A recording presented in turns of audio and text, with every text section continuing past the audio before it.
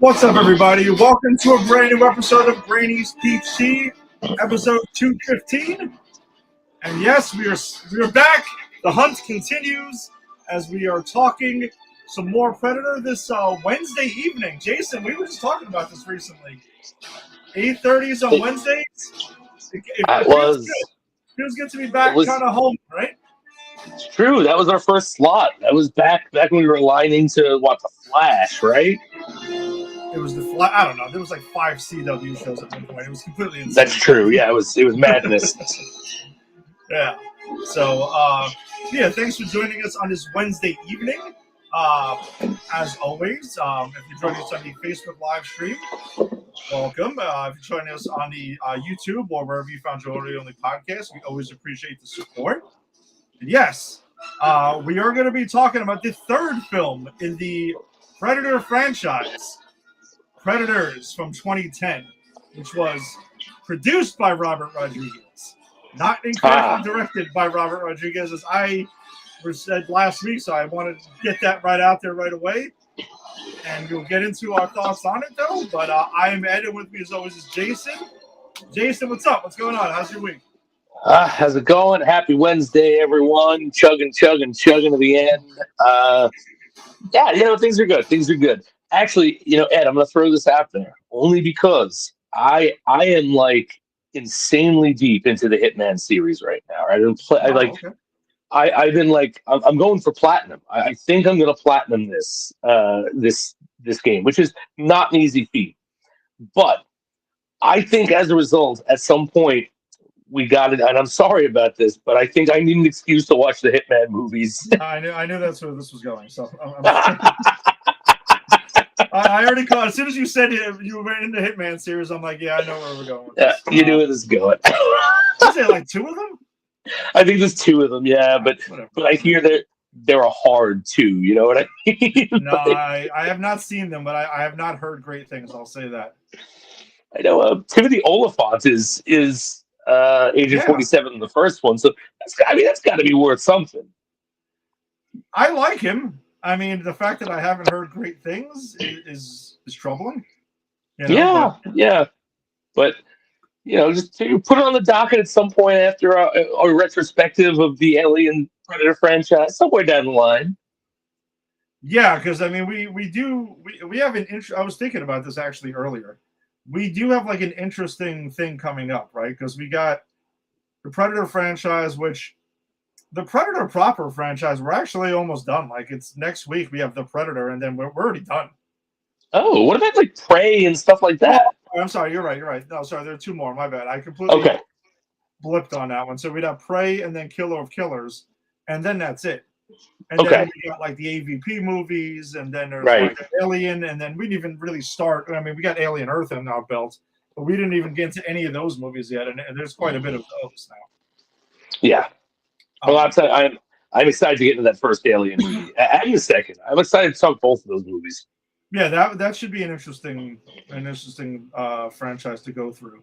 And then next year, with Avengers Doomsday, and I'm using air quotes right now because there are rumors going around, because that trailer is supposed to be coming out actually next month. And there are a lot of rumors that we might be getting like a secret title change out of nowhere. Now, there are a lot of rumors around these movies because, as we know, with the MCU, whenever a movie comes out, there's 1,000 rumors going around. Oh, yeah. The majority of them turn out to be bullshit, but some of them that turn out to be true. Like, remember the rumors in No Way Home? Like, oh no, we know that like Doc Ock is going to be in it, but I think we're going to get Electro and we're going to get the Lizard, Yeah. and that turned out to be true. So sometimes those rumors they pay off. Yeah, because there's rumors that we're gonna get a title change announced with the trailer. That's gonna be Avengers versus X-Men. Oh, Exactly. okay. Now, is that been the plan, or have they changed the plan? I mean, we've known that the Fox era X-Men are in this movie. Like, Okay. that's Okay. been pretty clear for a while now. Now, what role they play in this movie is a little bit unknown. So I don't know. I mean, it's feasible that it could be Okay. that. But I don't know. But there's also like Hugh Jackman has not been officially announced to be in this movie at Yeah, all, but and you can't do that they without him. play no, but they play that close to the chest. I mean, who was it? Andrew Garfield wasn't announced for No Way Home, so Yeah, or Toby. or Toby, yeah. So I just because it wasn't announced doesn't mean it's not going to happen. So they keep us guessing. I agree. I agree. And there was, I know the other latest report though. Before, I don't want to like we don't have to veer on this too far, but there are. I did want to talk to you about these things anyway. Is apparently near the set of Avengers Doomsday, it's been reported that Tobey Maguire has been spotted around there. Oh wow. Yeah, exactly. So I don't know. Okay. Man. Like it's pretty wild. Like what's going on with this?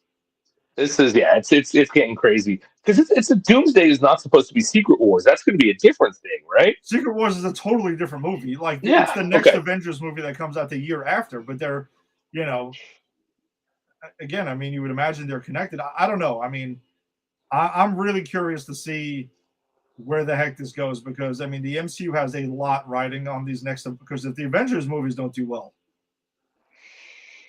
financially, Yeah. I'm saying if Yeah. they don't do well, then then we might actually get that hard reboot that that some have been now asking for, which I still don't I think is don't. really necessary. I But don't want that.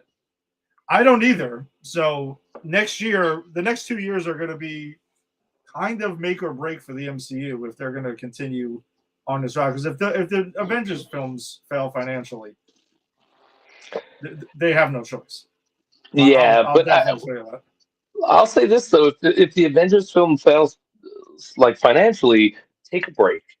Like that's what I'm going to say because I don't want to like okay now we ran this into the ground and it's not making money. Let's boot it up again with new people. I don't want that. Like the only reason I accept that from the DC is because the DCU stuff I didn't like so much of that I'm like, please, yes, give me something I like. But I don't know if it's a choice between going to see Iron Man again in the theater with some other actor and just popping on the original Iron Man Blu-ray. I know which one I want to do. Yeah, I don't know. I mean, I obviously I am on team. I don't want it to happen. I want this to continue. There's been so much there, but I think I don't know. I guess it's just with so many film franchises. I mean, I think everyone's first instinct is no reboot until they get it, and you're like, all right, if they do something different with it and not just trying to like copy and paste, sometimes you can do some. But I'm not trying to go down that line. I Yeah, still don't want it, but yeah, I've learned to kind of sometimes take a second and go in with a fresh mind and be like, all right, just see what's up. And I've been yeah. surprised quite a few times. Yeah, but then I will also say this: it adds to the superhero fatigue. If you got the people who are not huge followers of the casual watcher, and they go another Iron Man movie, fuck this. I mean, so I think it also does have run the risk of having the negative effect that they would want. So let's just hope that these movies do well Yeah. and they can produce quality. That's really what it comes down to. Yeah, because Kevin Feige himself has said that Secret Wars is going to serve as like a reset. He won't call it reboot, reset. And I'm guessing that's because like again, like other characters, we're probably going to get like other characters from other universes probably in here Right. and stuff like that. Like there will be some sort of a somewhat fresh start, but I don't think it's like full reset, like or reboot, like whatever you want to call Yeah. it. But I know we know the multiverse saga ends with Secret Wars. Right. And look, there's nothing wrong with a little reset because comics do it all the time. That's why All Spider-Man the was time. born. Yeah. Spider-Man was born in the 50s and is still 20 something, here Exactly. in the 2020s. So, I mean, a reset, soft reset is different than we're doing it all from scratch again. Those are two very different things. I fully agree. Fully Yeah. agree with that. But all right. So then, speaking of that, and it kind of does tie into where we're going now. For this franchise that we are covering at the moment, I'll just go ahead and get that here. Slightly different look. We'll get the ticker away from there. All right. So, as you mentioned, like you followed us the last couple of weeks, we've been covering the Predator film franchise. We started with the original, then we went to Predator 2. We jumped into Predator Badlands because it just came out, and we're not going to, that's weird if we didn't do that. And now we're going to kind of jump back into the, release timeline of this here. And the third film in the Predator franchise, Predators, that came out in 2010, is what we're going to be discussing today. Now, I know previously I'd mentioned that I had seen this film in theaters. I think I saw it once at home. Jason has never seen it before until now, so That's it. coming into this completely fresh. This film was supposed to somewhat reinvigorate the Predator franchise because, I mean, this was the first Predator proper film, not counting the two AVP movies. Right. Because it seems like both franchises acknowledge that those two movies are kind of like on their own. Yeah. For whatever reason, and that's it. Like, they're not adhering to it at all. So this movie is the first Predator proper film that we got in 2010 since Predator 2 in 1990. I mean, it was 20 years later. Yeah, it's a long time. Long time. And I doing a little research into this. And again, I want you to start off with your thoughts on this since you came into this totally fresh. Apparently, so this movie was produced by Robert Rodriguez, not directed. All right. And it was based originally off a concept that Robert Rodriguez came up with like in 1994. And okay.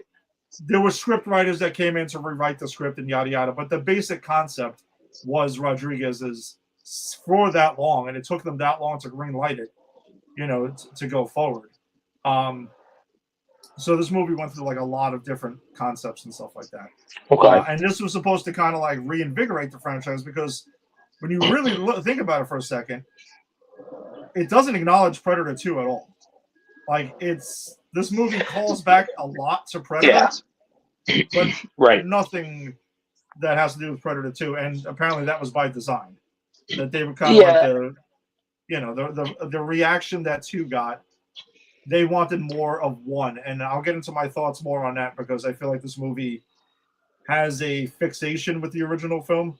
Yeah, like I'll be honest, I don't think it needed a callback to either of those movies. I was fine getting the callback to 1, even though I was like, because it's it's the exposition train where what's their face? I look, I remember no one's name, so I'm just saying that right now. I'm lucky if I remember the actors' names. But the female lead, who I actually really did like in this, I did like a lot of the actors actually, but she gives you the whole rundown of the Predator movie, basically, right? And so I was like, okay, that's unnecessary, but I get it. You want to connect it. Now that you're telling me that they purposefully tried to distance themselves from Predator 2, I say, how fucking dare you, Predators, think that you are better than Predator 2, because let me tell you something, my friend Predators, you are not. I will hold that comment. My thoughts on that. Well, and we'll talk about it. And I'm not going to just be shitting on this movie. I have a lot to say about this movie, but I do have that because I have thought about this. I did come in thinking this is my least favorite Predator movie. So when we get to it, when we get to it, I'll lay it out. Okay, so the character you're referring to is Isabel. She's played by Alice Braga. Okay. All right. So your overall thoughts on the film. Did you like it? Did you not like it? Did you hate it? I mean, just rip the Band-Aid off right away. No, I mean, here's the thing. I have very complicated feelings about this movie because I think this movie starts off with a fucking bang. And I was like, when this movie started off, I was like, whoa, all right. I don't know what Ed was talking about that he's got second thoughts. But then as the movie went on, I would say I was really with this movie up until about halfway through. And I'll tell you the exact point I wasn't with this movie. Um, it was when Fishburne enters. Okay. Because I think Fishburne is an amazing, probably the best actor that they've got. And he's doing a fantastic job. And oh yeah, no, he's just trying to screw them over. And it's like, okay, but then also if you look at the first three people to die are three of the four people of color. Like they literally introduce Fishburne to then kill him as the next person of color. Oh. But it's what's his face? It's Machete. Danny Trejo, Mahershala Ali. Yep. And then is Lawrence? Yeah, Lawrence Fishburne is third because Walter Goggins is fourth. Right? Yeah. Is he? Yeah, Walter Goggins is fourth. Yeah. So I didn't really like the optics there, and I'm not saying it's racist. I'm not saying they did it on purpose. I'm saying as an audience member in 2025, I didn't like that optics. But and especially because it would have made more sense if Walter Goggins was the one who was turning on them, because that kind of was his character. And then that's where it starts to fall apart because Walter Goggins then has the hero savior moment, and then Topher Grace, who we all know was fucking something crooked because why is he there? He's like the worst among them, and it just I feel that it does a great job getting to that midway point, and then it falls apart. And once it falls apart, I start asking questions that this movie cannot answer, does not answer, and should be doing everything in their power to make sure we don't ask. And so that's why it's complicated. First half of this movie, great. Second half of this movie, dog shit. That's my opinion. Okay. So when I saw this movie in the theater, again, this is the first Predator movie in proper in 20 years. I remember, and I mentioned, I'm sure, I mean, the receipts are here now that I've said it. I thought this movie was fun. I thought I was cool with it. It had some good action, which I didn't change my mind on. There is some good action scenes in this. It's I think the concept of the movie is pretty interesting, but I think where it falls apart is in some places where I thought Predator 2 fell apart.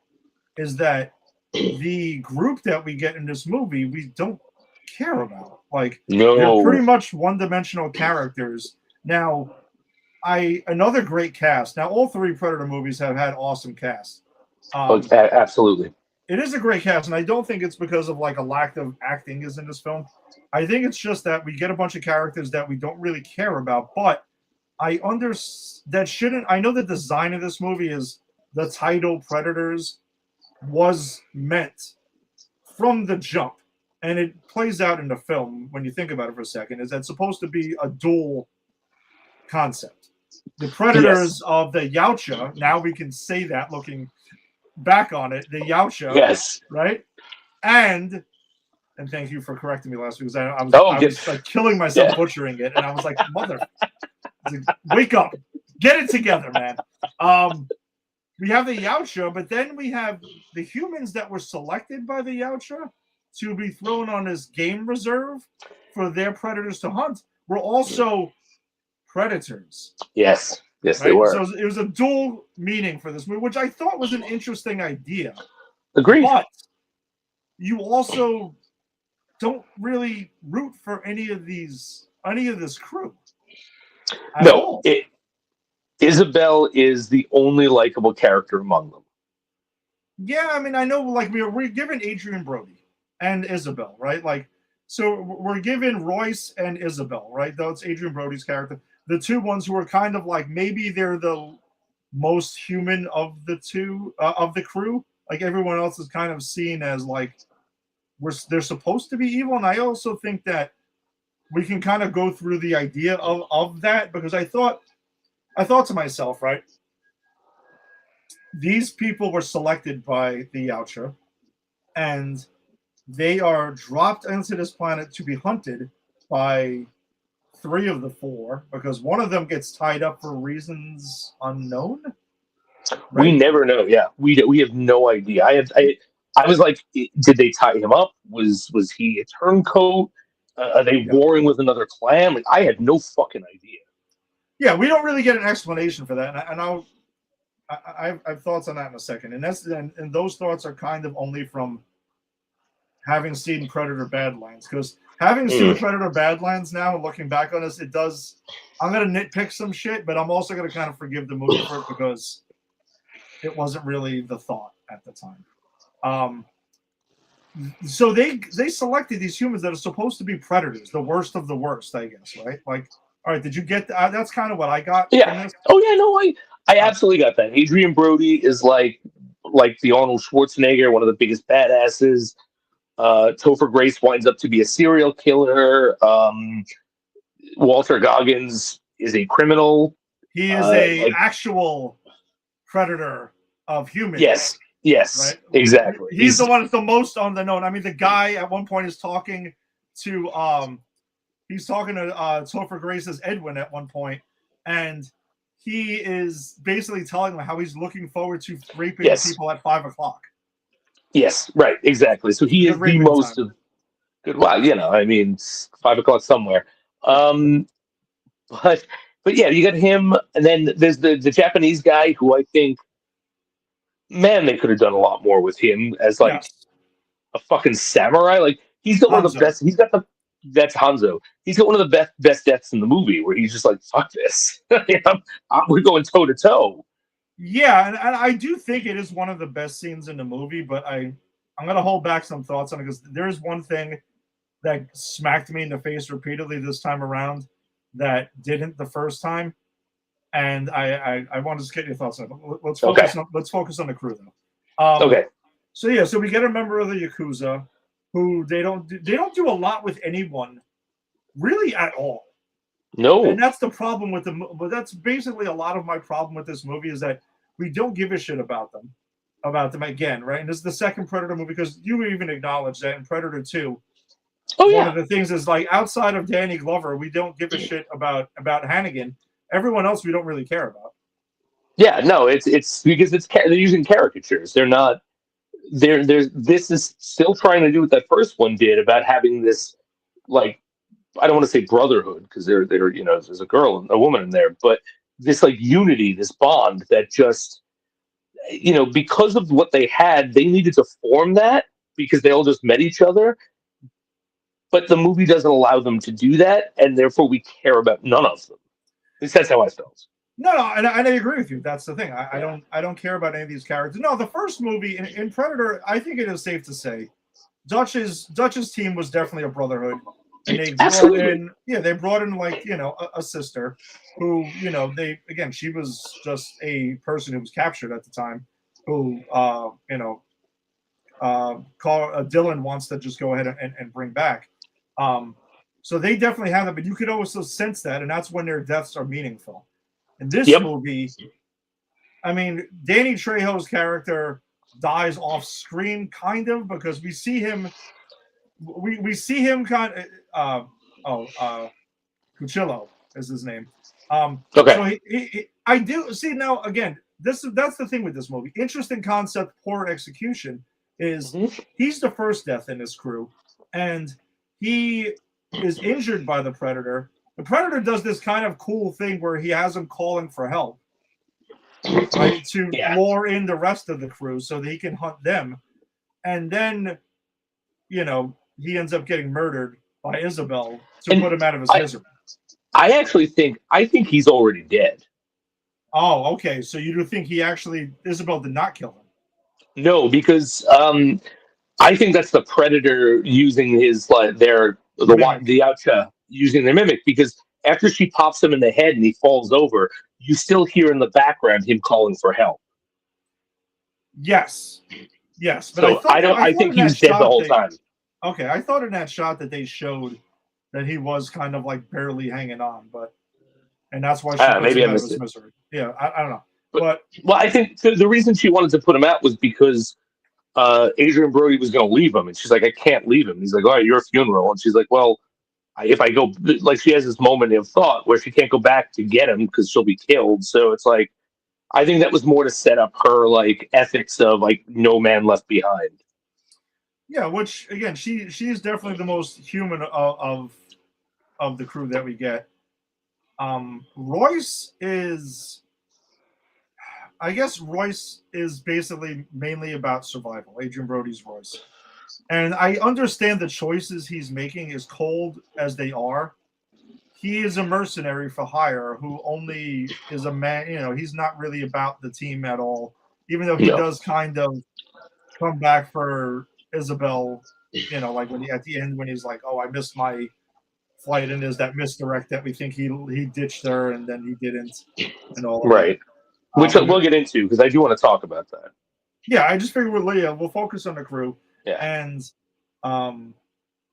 so I guess like I said, he's the second most humane, but I kind of get where he's coming from with a lot of his choices here, and he makes a humane choice at the end. I don't think he actually missed it. He used the flight, the ship taking off as a misdirect to kind of do what he did. So he does come around in the end. And let's see. We also have Mombasa, which is Mahershala Ali's character, being the second one to die. Which, what character, unfortunately? Like, you have Mahershala Ali, and he has, I'm not even sure what his deal is. Was he also from San Quentin with Goggins? Walter Goggins, yeah. They had some sort of relationship that I don't know either. Right. I never got a sense of him as a character. No. He's character by name because the cast says so. That's what I mean. Right. and how do you bring in Mahershala Ali and not give the man some food to cook with? Well, I will say though, again, in the defense of the film, or at least in defense of Robert Rodriguez, I'll say, Mahershala Ali wasn't Mahershala Ali yet. But he always could act. I know. No, he could, but you know what I mean. Yeah. Like, if this movie was made in 2025 or something, like, it'd be like, oh, forget it. He would have been like the main character. Adrian Brody probably would have been like the random dude that dies or something like that. Yeah, you're right. It is interesting though to say, and like Danny Trejo's in this movie, Robert Rodriguez. Like, you know, that's one of his guys, so he's gonna bring it in. And plus, honestly, the Danny Trejo dying part is also like, remember, for most of his career, that's kind of was his thing. I'm going to be this badass guy who just dies. And here's the thing: I don't mind that he dies. I don't even mind that he was the first to die. But it was just like, it's him, and then it's Mahershala Ali, and then we bring in a black guy to kill, and then I think it's Goggins, and then it's Saito, right? Like, so.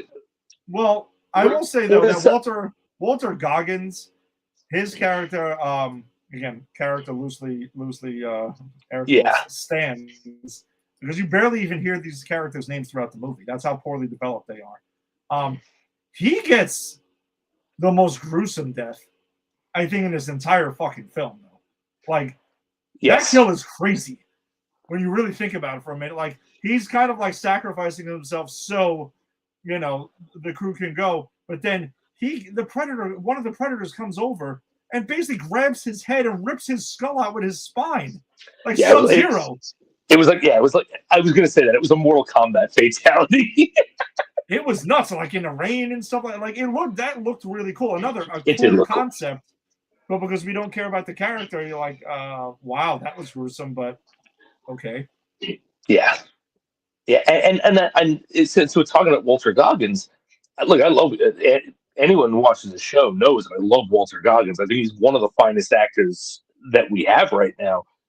But that character had such an unearned arc. Like, he is trying to sell him out or being violent or like being comic relief, but everything he does is like, you know, self-serving up until he sacrifices himself for them. It's like, wouldn't that have made more sense if he died instead of Mahershala Ali, and then you got a little Mahershala Ali, like maybe he's a villain with a heart of gold or something. He's, you know what I'm saying, and you get that like character. So then when he actually when a character sacrifices himself, it actually makes sense. Because when Walter Goggins did it, I went, why? He was ready to sell them out every other second before this. Yeah, and he kind of does this thing to the Predator where he kind of like stabs him, and kind of like it was something like an inmate type thing that was going on. Yeah, there. Like, like I like that. Almost. Yeah, it was cool. Like again, cool ideas, but like you're right. Like the characters are so poorly written, we just don't give a shit. Um, and that brings us around to Lawrence Fishburne's Nolan, who they meet there, who has this cool intro because he has the cloak, he has Mhm. the Predator armor, and then we find out it's a human. And I'm like, oh shit, that's pretty badass. We've never seen that before. And he's this badass dude who was there from the previous crew that was dropped in, right? Because these characters are all parachuted in out of the fucking sky, which we don't really Yes, get an explanation of how or why we this is don't. happening. And, It's and just and by there. the way, that's the question the movie should not want us to ask. And we will get into that. That question, that's a question. Oh, there's a lot of questions that do not get answered in this movie, and it's part of the writing thing or whatever the priorities. That again, I'm going to save that because I feel like this movie's main priority was something else, and it wasn't actually what it was. What it Yeah, was here. let's call it. It was trying to set up a fucking world. It wasn't trying to give us a good movie. It was trying to kickstart the Predator franchise. I think it's that, but I also think the main thing on this movie's mind was, hey, remember Predator? You Oh love yeah, Predator. We're gonna give you as much Predator just to keep making. And I was gonna save this, but screw it. We're stumbling upon it now. We'll get back to the crew in a second. Jason, I love the Predator theme. You know that. We opened with yes, it. We've talked about it. When we did the first movie. It's cool. yep, But and I'm not against using it because at this point it's like, all right, this is the Predator theme. We're trying to make you think back to the Predator you liked, right? Okay, it's back in the jungle again. Okay, which again you're doing it again, like you're trying to make sure. Remember, you liked Predator when it was in the jungle. Now we're back in a jungle setting. We're making sure we give you the theme. If it stopped there, I would be okay. But right. Jason, in the fucking closing credits, we get Long Toss Sally for no Oh God. reason whatsoever. There is Oh no yes. connections in this movie. No, no, no. That was egregious. I when that came on, I was like, I thought about Jesse Ventura, and I went, Yes.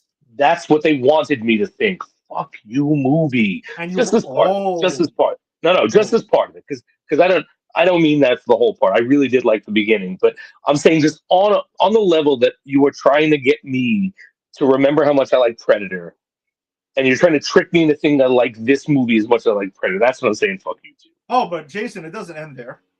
I also thought of Jesse Ventura as soon as this very moment that we see Nikolai, because he has the same exact gun that Jesse had in the first movie, which is Yeah. not a gun that's used very often at all. No, no, it's not. Right? Oh, No, dude, I completely forgot about that character until you just mentioned him. exactly. Because you probably saw the gun, you heard Long Tall Sally, and you just thought of Jesse Ventura again, and you completely forgot about this poor guy. Holy shit! I completely forgot. Like I legitimately forgot he was a character in this movie. Now, of course, I know you're talking about, but that is how poorly written these characters are. You Yes, can remove them completely, and it does nothing to the film. but they got the weapon in the movie, and They that was did. what you were supposed to be thinking about. And guess what, though, Jason? It doesn't stop there. I've got Oh more for no. you. Oh geez. And Okay. I guarantee you some of the based on your reaction, you weren't thinking about this, but you're going to be on board with me immediately. Okay. So the epic thing we got with the Hanzo fighting a predator. Now, if you gave me a member of the Yakuza with a sword fighting a predator in an open field, number one, I'm not taking away from this scene because it was awesome. It was a badass scene in this film. One of the best It was scenes in one the of the. movie. It was one of the best scenes in the movie. 100%. Just throwdown. But when he decides I'm going to go one-on-one on this predator and I get my blade and I'm going to go fight, kind of made me think of Billy in the first movie when he does the same exact thing, but we just don't see it. It Yeah. happens off screen, unfortunately. Like I would have loved to see Yeah. Billy fight the predator. So it's like, hey, so you can get to the chopper. Get I'm to the going to have chopper. the samurai thing, and I'm going to hold this down. He does the same thing Billy does in Yeah, the you're first right. movie. I Okay. didn't even clock that, but you're 100% right. And guess what, Jason, though? It doesn't end there. Oh, I'm excited. Now we're on the train. We're riding the fucking train, the We nostalgia train tonight. we are there. So, and I don't want to jump to this, but remember the last fight of the movie when we get Royce and we get the Predator, the last one remaining Predator, and they go one-on-one and they fight, and Yes. Royce covers himself in mud and takes his shirt off, and he tells him, "Come on, kill me, go, do it, kill me." Oh, wait, I'm sorry. I went into my Arnold thing because he used the same exact lines that Arnold did in the first movie to yell at the Predator. Word for word, Jason. Word I didn't even for clock word. that. Dude, maybe I meant the fuck you movie. Maybe I did. I kind of think you're coming back around to it now. Yeah. I mean, Dude, again, this is a... Jason, they recycled exact moments from the first movie, and think about it, it's going almost beat for beat as the first film. That's egregious. That is egregious. And you want to be my latex salesman, Predators, thinking you're better than Predator 2.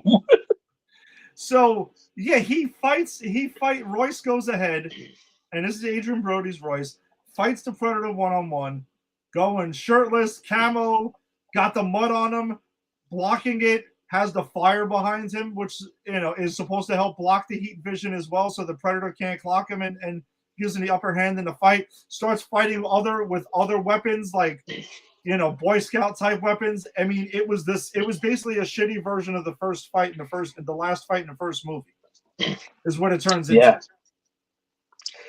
Yeah, God, I didn't even clock that. You're right. That's egregious. That's egregious. And then we get Long Tall Sally like 5 minutes later. And that's why I'm like, when the credits roll on this, I'm like, what just happened? Like, Yeah. I didn't notice the beat for beat Predator stuff until this time around. I'm like, And this seems really familiar to me.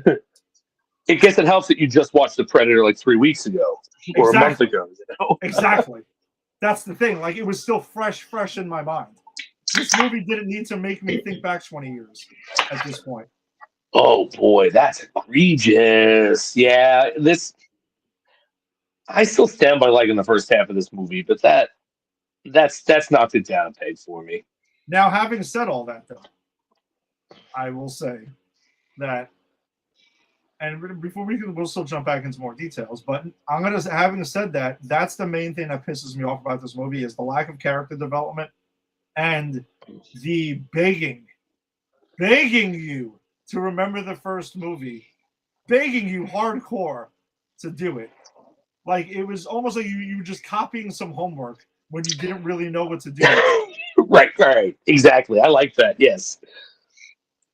Oh my God. It's you know what? It's like Robert Rodriguez is sitting next to you and nudging you in the ribs going, you like Predator, right? You like the movie Predator, right? You remember Predator? Yeah, you remember you like Predator? Huh?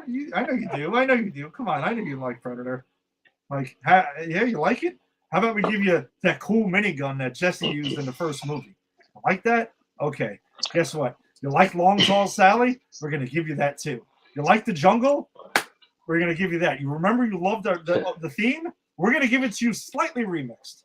We're not gonna bring back Alvin Silvestri, but we're gonna give you a remixed version by somebody else. That's right. You like strong characters? Well, you shit out of luck. Sorry, but we gave you all this other stuff. Listen, I give you what I could. This is what I got. I don't got it all. All right? Because I don't want you to go shut off my movie and go watch Predator. I mean, oh God, yeah, no, that's pretty bad. That's pretty bad. It's bad. It's pretty bad. All right. I can see in your mind you're really thinking about this a lot now. Like, it's bothering me now. It's bothering me. All right, I'm gonna call out the things I like about this movie. Yes, we can go back to that because I'm done with what I didn't like. Well, I'm sorry. The other thing I will say though before we can get to the things we liked then it's just the ending of the movie that has more people parachuting in, and then we just never. They just walk away. Did they leave? Did they get back? Were they there forever? Did they die later in the next round? You never heard from these characters again. We don't, and we never will, thankfully. But since you brought this up, I will air this grievance, and then I'll get onto the things I like. Is if you really look at the plot of this movie, it makes zero sense Of because course. here are the questions: how does the Yautja find these people? Are there bureaucratic, administrative Yautja who do lots of research on Earth to find out who the badass predators are? Because in the last two movies, and yes, I am talking about the two, they come to Earth in places that are war torn, and they look for the alpha male, and then they fight it. And even if you're going to say that, well, all right, they got recon people who do that. Okay, how did they get Walter Goggins while wearing a San Quentin outfit? Did they get him from prison? In which case, how? Um, how did they get any of these people without their knowledge? How did they find them? How did they transport them? What happens between that awesome opening of Adrian Brody parachuting down and when he was caught? Like, none of this makes sense. I'm glad you got into that too, because you're 100% right. I have no rebuttal for any of that. I'm with you. I'm fully on board with it. But yes, like, so you chose Royce because he's this badass gun for hire mercenary. Okay, fine. I'm on board with that. I can get behind that. Okay, maybe you saw him doing some crazy shit and he was killing. Fine. Fine. Yep. I'm good with Royce. Why did you take Isabella? What was the point? Like, what was she physically going to be this challenge for you to take down, Yautja? Right. What Oh, was it? why did you take Topher Grace? Even though he's like a creepy rapist He's a serial killer, it's Yeah. like, okay. And what happens when you put a serial killer in prison? They have to be put in a place where the other actually alpha people can't beat them to death. Like Yes. what happened with Jeffrey Dahmer. Like Jeffrey Dahmer is scary, but he's not good. He's not scary like he's gonna fight predators. Yeah. Now, all right. So we're gonna question two. So if you want to go to Nikolai, okay, the Russian guy who we almost forgot existed in this movie. Was that again? Who? I don't remember him. Exactly. I mean, he also didn't seem like he was the worst guy. Actually, I don't remember what was. I don't remember. I off the top of my head, I can't remember anything that was like bad that he had said. He seemed like he was actually not the bad dude. Maybe it was the gun. Maybe they were just like, hey, that gun looks powerful. I'm going to take him because someone's going to fire that gun. Maybe he was in the village. He was in the jungle where it was left behind by Jesse the Body Ventura. And he picked it up. And he was like, man, and he started using it. Then the predators were like, all right, we got to take this guy. If he can use that gun handily, he's got to be a threat. Yes, absolutely. You know what? I'm sold on that one. Now we're doing a lot of writing for this movie right now. We're doing a lot of backstory for them. Look, we're filling in shit that the writers didn't think about. And then again, as I said, Walter Goggins. Even if the Yautja did somehow get his fucking file on what a monster he was, how did they physically get him from the prison? How they physically got anybody, I have no idea. And that's another thing. How they physically get any of them? These are not creatures known for stealth. I mean, yes, stealth in the sense of like they camouflage themselves to hunt you, but they're not known for like they're not James Bond spy level stealth. You know, it's not like they're like, all right, I'm going to go down to Earth and then I'm going to get us some things to hunt. Like, no, that's not the species. That's not these three that we're looking at. I like how you went right to Sean Connery, James Bond. That is my Bond, you know. Fair enough. So Danny Trejo, who was a member of a Mexican drug cartel, he seemed like he was the alpha male in that situation. Yeah, no. I mean, not unless he was the head. He's not Machete. No, he's not. He's literally like the head of the cartel's C-list bodyguards or goons or someone. It'd be different if he was like, look, It'd be different if he literally had a machete and he was like, I'm a goon, but like, I'm one of the deadliest guys in the world with this fucking machete or something. So give some form of character why they're dangerous. Something. Yeah. All right. So Mombasa, which is Mahershala Ali's character, I also wasn't getting the vibe of him being like this super threatening alpha male. He was just seemed like he was kind of like he was the prison guard that was keeping Walter Goggins in place.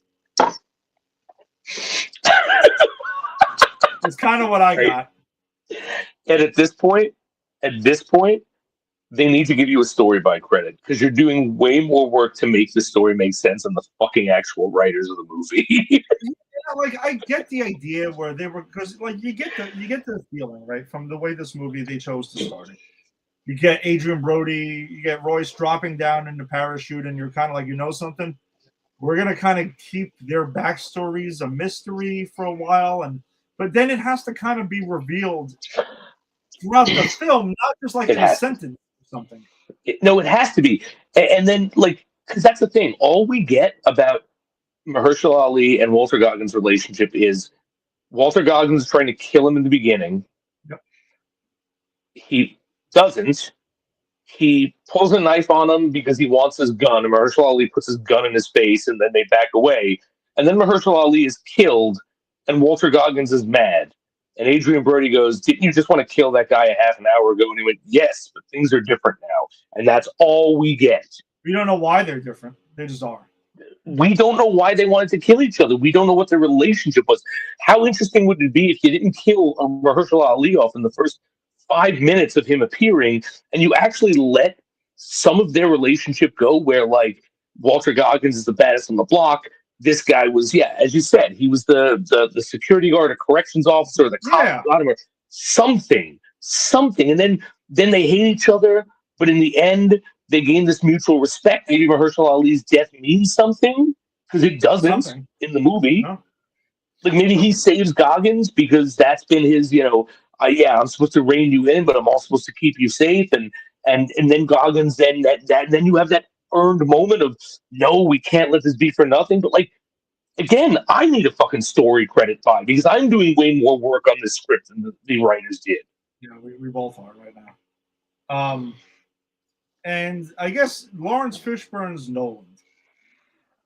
We also don't learn a lot about him. I mean, the fact that he was able to kill a predator and take his armor, okay. I mean, all right. On this world, I can see where he's a badass. I mean, Lawrence Fishburne's also not like this small dude. He's a fairly large guy.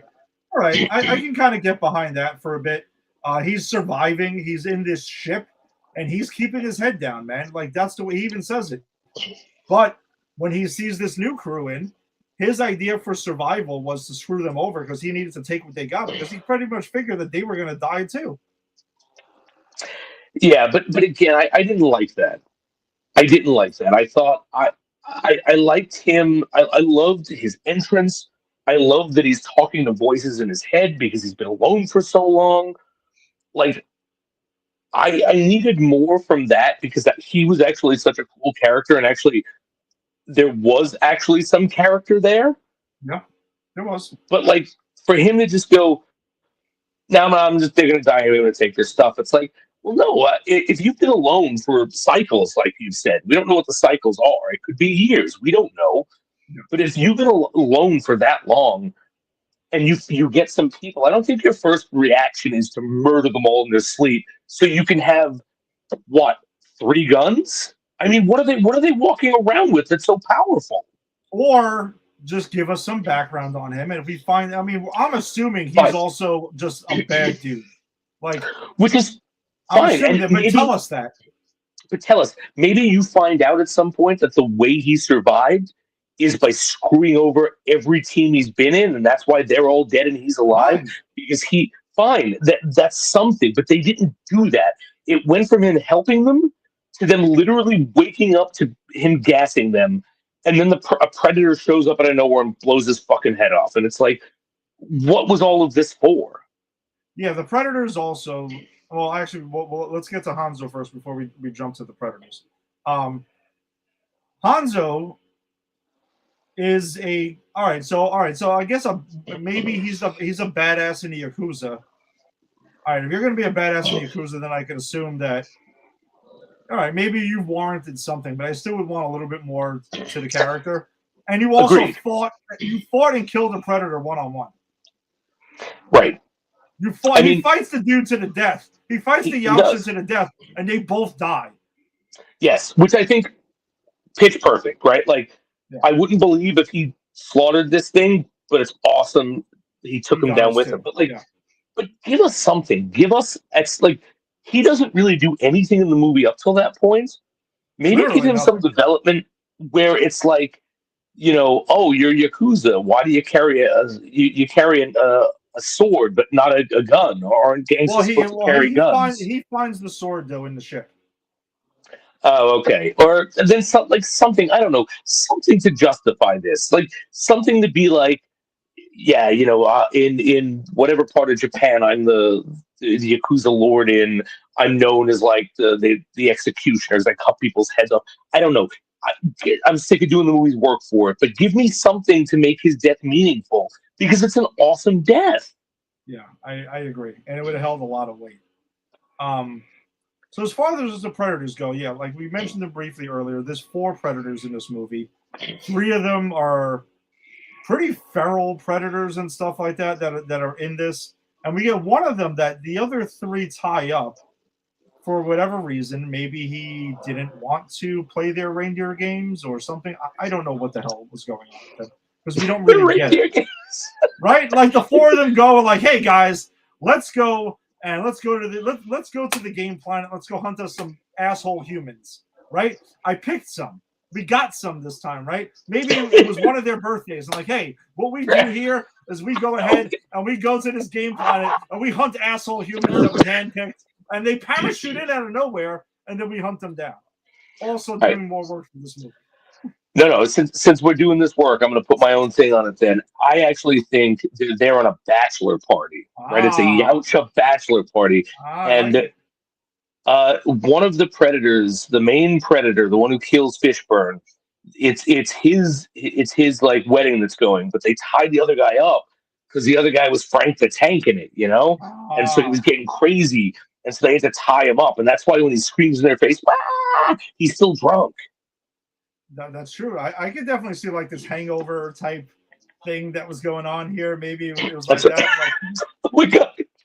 Now I want the hangover with predators, guys. this could have been it. Like, there's probably just more backstory here that we needed, right? And this one guy got out of control. He was too drunk. He was too drunk, and then the predator Mike Tyson showed up. Yes. Where? All right, so so we never find out why this other predator's there. I'm assuming again. I'm just guessing he didn't go along with it because when Royce confronts him, he communicates with him somehow, and because even Royce tells him like, you know what I'm saying. Somehow you know what I'm saying. He frees him, and then we get predator on predator battle, which is the first time in the franchise that we see that. Right. So remember, we got to think back to when the sequence of things. And not a bad scene. Not a bad fight scene at all. No, really, really good fight scene. It ends in a fucking decapitation. Mm-hmm. Which is pretty nuts. But all right, so and again, this is going to be a nitpick because of this is 2025. Me seeing this after seeing Badlands. The Yautja could have just spoke to each other, and they don't at all in this movie. They just roar. Yeah, they're very like feral. I'm gonna say this. I don't think it's. Yes, you might be thinking it because we just watched Badlands, but I don't think the reason. Concept, because at this point in time, I thought this is how they were. But I don't think the concept of them not being able to speak. I think this is the one that brings it up because like the Predator in Predator Prime, the first one, that one can't speak because it's the only Predator. Yeah. But it understands language. It has language. Yeah. Like, it can communicate. Like, these predators have language. If that motherfucker, if Frank the Tank over there can understand Adrian Brody, then you can't tell me they don't have a language.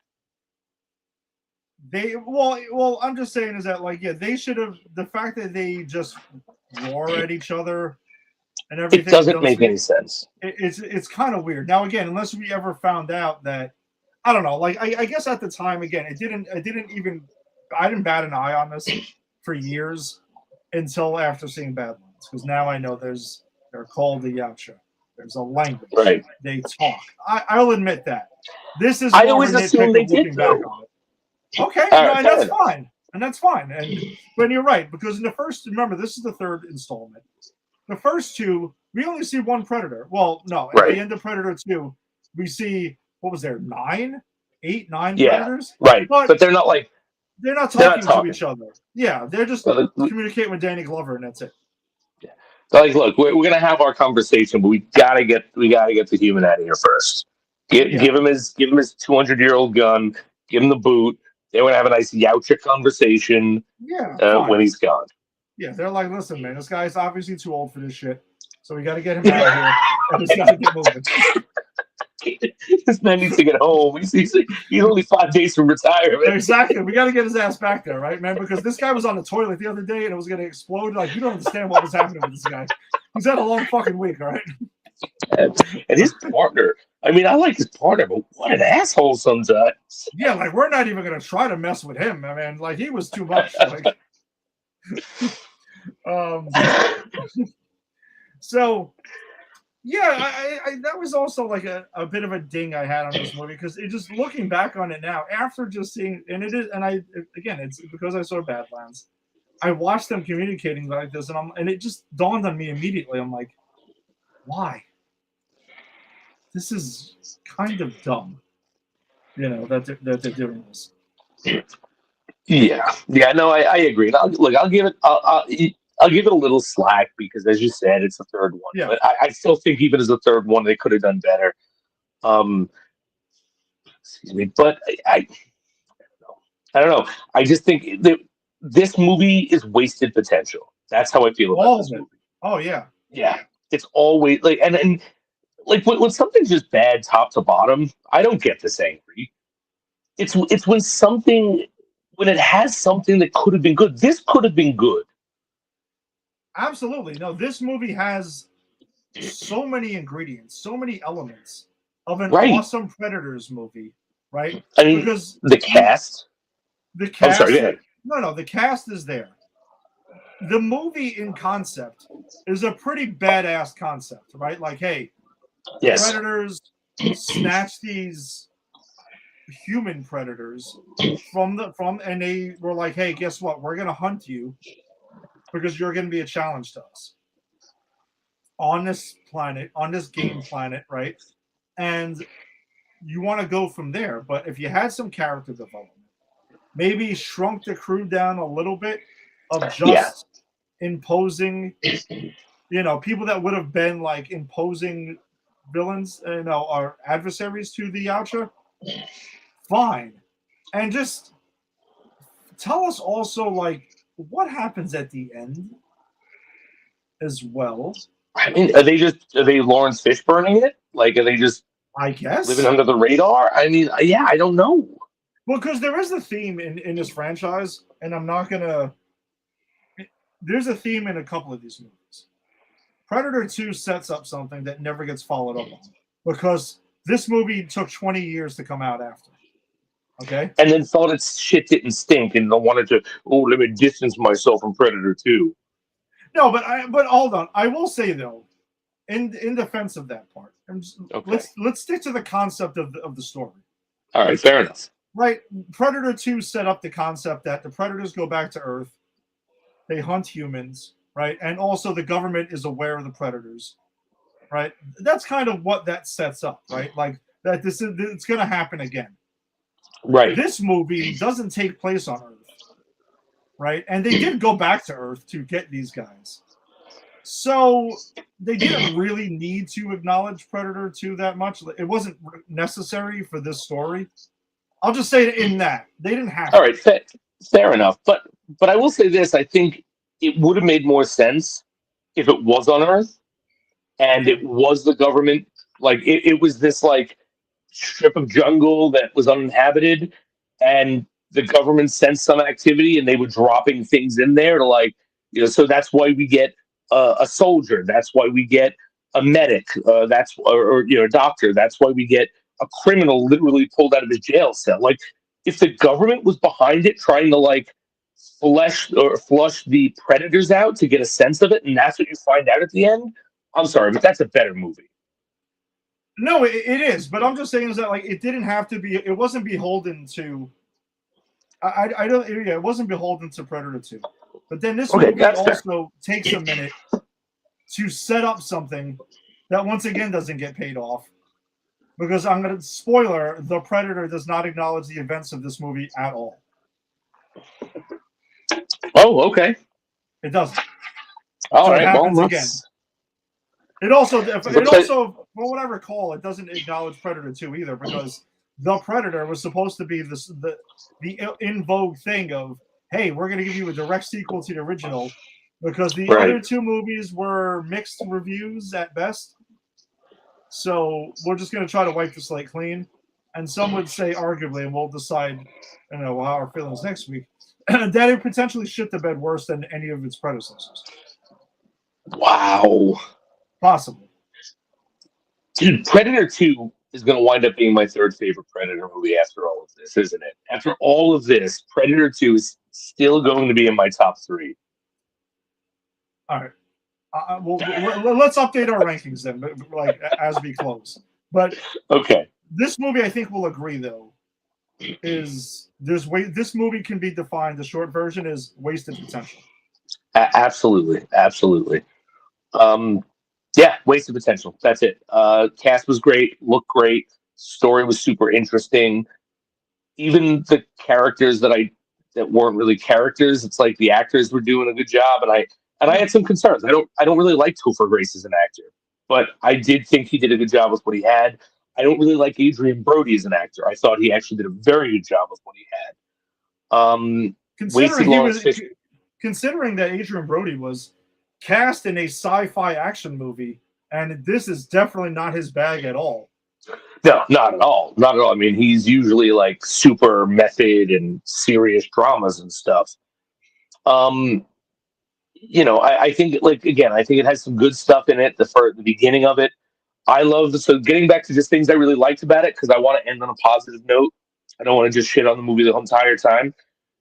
I really like the idea of them flushing them out with the dogs, and them actually like the Predator dogs. I thought the Predator dogs looked cool.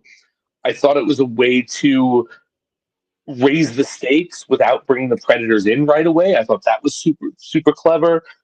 I really, one of my favorite character moments in the movie, and there aren't many, as we said, is Isabella, because she does exactly what I would have done at this point when, like, the dogs, she can't kill the dogs, and they're about to get her. She's got one bullet left, and she puts that gun to her head, and she's ready to go to hell tonight. Yeah, that's a cool moment. So there are the Predators look good, the CGI is good. Again, there's so much that this had to work with. And again, I want to point out, I think Fishburne is probably the best actor in the movie with what he has to do. I will say though, I don't know. I had no problems with any of the performances. To me, the writers are the villains of this movie. I 100% agree.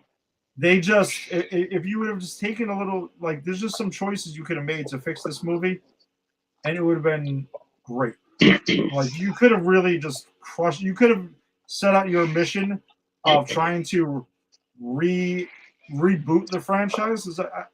It's not trying to remake. Well, in some ways, I feel like it almost is trying to remake the first one in a weird way. Yeah. But it is trying to just make you like jog. It's trying to hit the nostalgia button hard to get you to remember the first movie. It went overboard with that.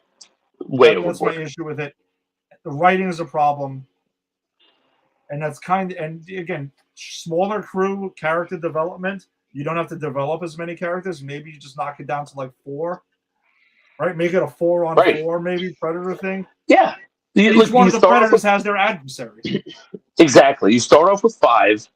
You have that Or first 5. kill, Yeah. right? You have that first kill where it's it's the mimic. We see what they're doing now because that does serve a purpose. That's like, okay, Yes. we understand we're being hunted. Between the dogs and what's going on now, we know that we are prey in this situation. So you keep that. That kill happens right away, and then you're right. You have 4 characters that you develop and actually give some weight, so it matters when they die. And you could have 4 one-on-one battles with Predators. Yes, And that would have been awesome. And if I right. had to pick the 4, I would pick Hanzo would definitely be one because I would want to keep that, right? Just develop the character more. Royce would have been a second. Let's see. I probably would have went more with Mahershala Ali's character, right? Give him more of that. I would like to know more of what his deal is. And Lawrence Fishburne's character. Yep, agreed. I would probably drop. Unfortunately, Nikolai, you got to get dropped. Like We hardly knew you. Honestly, Nikolai was dropped in my heart from the moment I turned the movie off. Or in my memory. The only, like, I mean, I would hate, and maybe take some characteristics from Isabella, put them in someone like that, because I do like the idea of the person, the one who's left, or maybe have Isabella be the 4th, and Fishburne is one of the he pushes in, and then he's not really there the whole time because he really isn't, so he could still be in the movie and get some character stuff. Because I do think like you need a heart to the team, and I think Isabella was supposed to be the heart of the team. Oh yeah, for sure. But like I'll say this, but no matter who you pick, find a reason to make the fight or the thing with the Predator interesting. Even if you're the writer and you're like, no, I got a hard on for Topher Grace and I need him as this creepy doctor in my movie. Okay, give me a scene that makes me believe that the Predators would have chosen him to be there because the Predators choosing you to be there is an honor in some weird twisted way because it means they feel that you have a chance against them or you're at least going to put up some really interesting sport. Well, that's what I'm saying. That's why I picked who I picked because I felt like absolutely. It was the people who the Predator would have looked at or maybe surveillance them and been like, yes, this is who I want to get. Remember, this is who I would want to hunt down to, I don't know, whatever, get my cloak. Right. Whatever it is. Now that we know more about the Yautja thing, like that's where, if that's what it was, that was the trophy you wanted to bring back to your planet to say, hey, listen, I took down this motherfucker. Right, and even go to the Topher Grace thing. Like, let's say you decide you for some reason want him in your 4. Okay, give him something. Maybe like because he is so cunning and conniving, and he's a serial killer. He's good at traps or something. Yeah, you know what I'm saying? Like that's the thing is each of them needed to have something that made them stand out, and I think like Adrian Brody and Hanzo are the only 2 who have that. Oh, and Fishburne, but Fishburne walks in with street cred because he walks in the arm of a predator. So you know right away Fishburne iced a predator. Well, yeah, that's what I'm saying. He said he took one down already, so right. So he walks in with the street cred. Everyone else needs to earn it. I think only 2 of them do. Yeah, because from what we see, like Nolan, like his Lawrence Fishburne's character. Remember, we've only seen Dutch and we've seen Harrigan do that, and that's it. No one else has done that, like to take down, kill an actual Yautja at that point. Right. Exactly. So it's like he walks in with that street cred. We know why he's there. Yeah. All right. So as far as like, I guess our updated rankings, and out of the 4 movies we've covered now, because we did cover 4 Predator movies. All right, so whatever. 1 and 2 are obviously Predator and Predator Badlands. That in that order. Now it's between 3 and 4 slots for me. Now, man, this is wild because if you told me before we started this, I was to even contemplate this concept. So I will say the pluses and the minuses. I give my pluses for Predator 2. I guess both of these movies have interesting concepts to it. I Mhm. don't think either movie executes them very well. I think there's issues with both of them. Um, I man, I will give Predator 2 credit that it wasn't trying to be Predator at all. Like it's funny because what I didn't like about it the first time is what I'm giving credit for it now. Is that at Great. least it was trying to carve its own path. Like it was trying to forge its own path and had its own original ideas. This movie, and like I said, I didn't notice this the first time around, or the second apparently, but this time around, this movie, it's you're cheating on the homework. Like you cheated off Yep. the John McTiernan's homework there for a little bit, a little harder than I thought you did to begin with, and that's where you Yeah. lose points.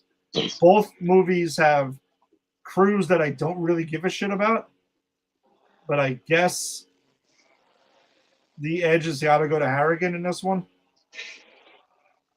Oh man, this is weird. I never would have thought this. God, you're so close. You're so close.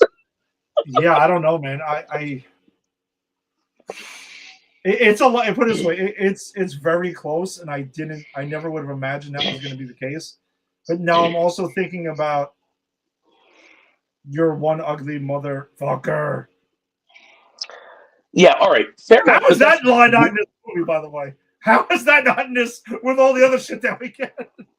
Because they had to hold some back. I mean, they couldn't use the entire script of Predator. And I'm going to say this: you get that one stupid callback to Predator and Predator 2. And yeah, we agreed. It's stupid. It makes no sense. But that's it. It's the one. Everything else is start to finish Predator 2, taking the concept of a predator and putting it in the urban jungle. Yeah, and it is interesting that both movies, though, acknowledge Dutch being debriefed after the first movie. And I hope that's the through line.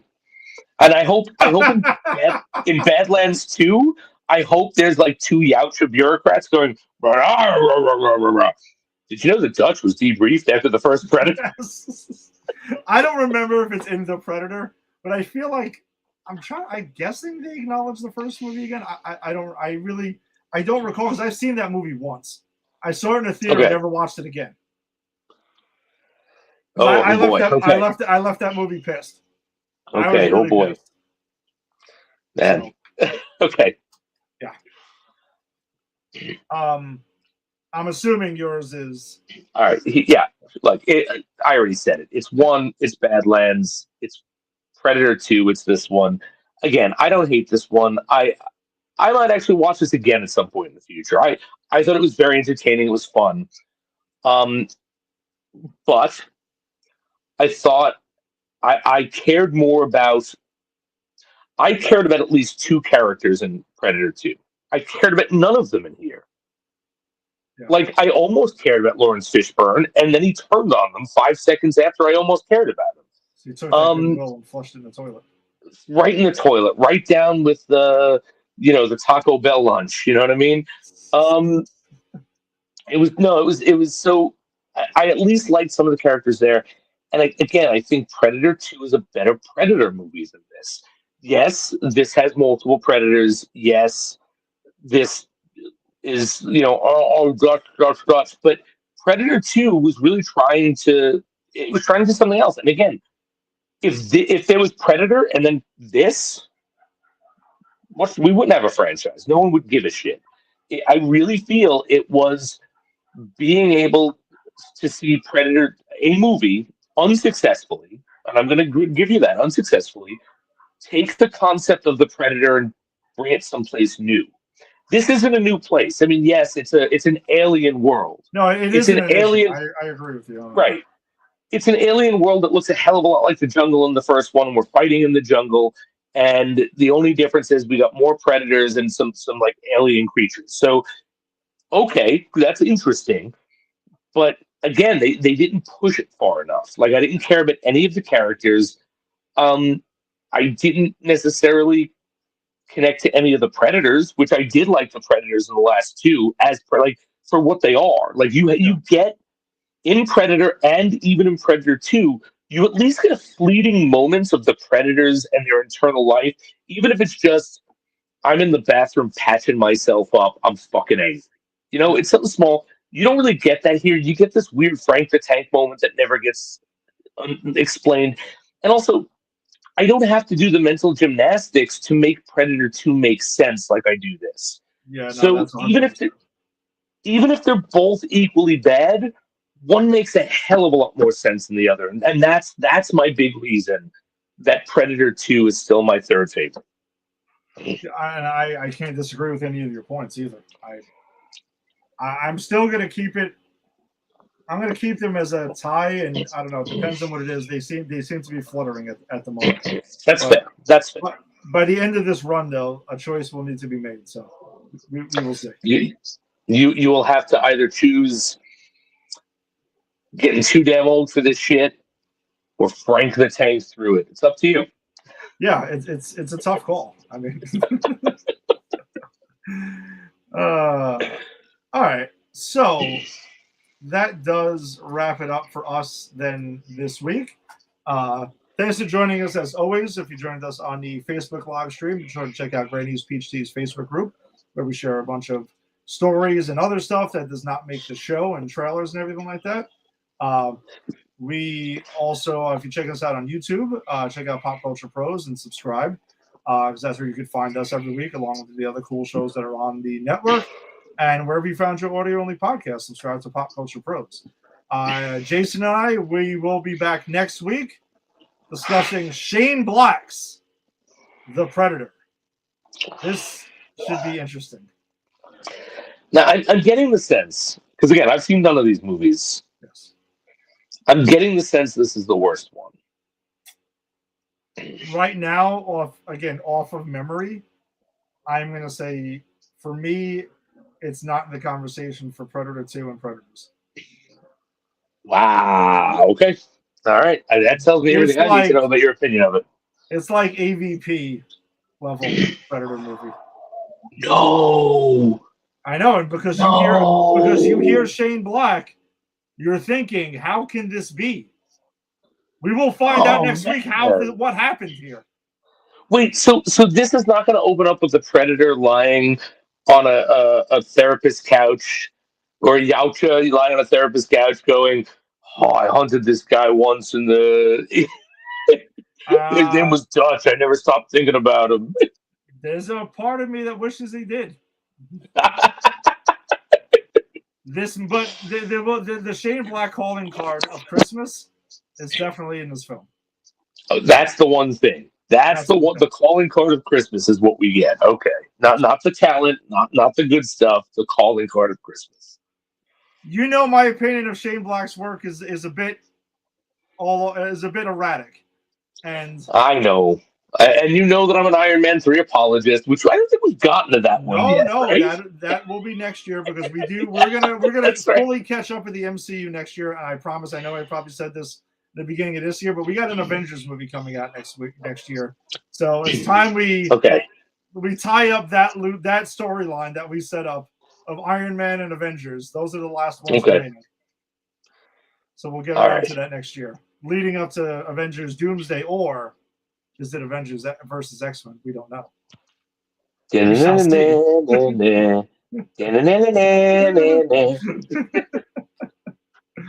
All right, though. We'll see you next week, though. We'll be talking Predator then. Talk to you later. Peace. Later.